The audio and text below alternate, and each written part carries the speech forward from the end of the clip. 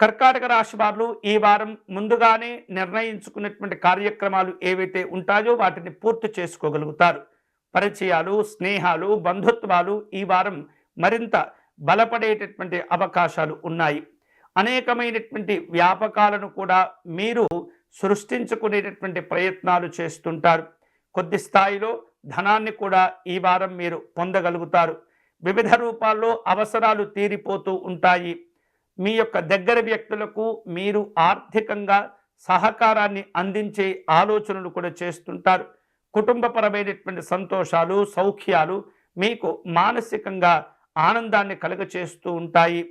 ఈ వారం కర్కాటక రాశి వారు తెలియనటువంటి, అవగాహన లేనటువంటి విషయాల్లో ఏమాత్రం కూడా జోక్యం చేసుకోకూడదు. చేపట్టిన పనులపైన దృష్టిని సారించే ప్రయత్నాలు చేస్తుండండి. సంతాన సంబంధమైనటువంటి అంశాల్లో జాగ్రత్తలు తీసుకోవాలి. మీకు రావలసిన మొండి బాకీలను అందుకునేటటువంటి ప్రయత్నం కూడా చేస్తూ ఉండాలి.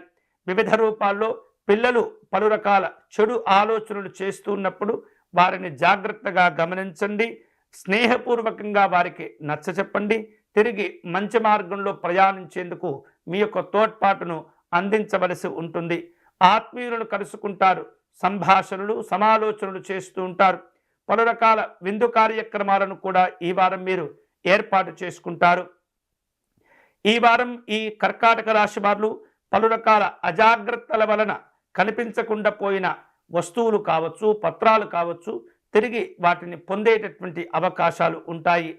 దంపతులకు కొన్ని నూతనమైనటువంటి ఆలోచనలు కలిసి వస్తూ ఉంటాయి. వాహనాల విషయంలో అనుకూలంగా ఉంటుంది. మార్చివేయటం లేదా ఇంకొక నూతనమైనటువంటి వాహనాన్ని కొనుగోలు చేసేటటువంటి ప్రయత్నాలు చేస్తుంటారు.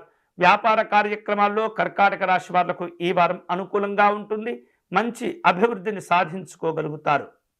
ఈ వారం కర్కాటక రాశి వారు మరిన్ని శుభకరమైనటువంటి ఫలితాలు పొందేటటువంటి క్రమంలో పరమేశ్వరుణ్ణి ఆరాధించేటటువంటి ప్రయత్నం చేయండి. శివాలయంలో రుద్రాభిషేకం నిర్వహించటము, స్వామివారిని తెల్లని పుష్పాలతో పూజించటం ద్వారా మానసికమైనటువంటి ప్రశాంతత పొందటమే కాకుండా ఎన్నో రకాల పనుల్లో విజయాలు సాధించుకునేందుకు శివార్చన ఈ వారం మీకు చాలా మేలు చేస్తుంది.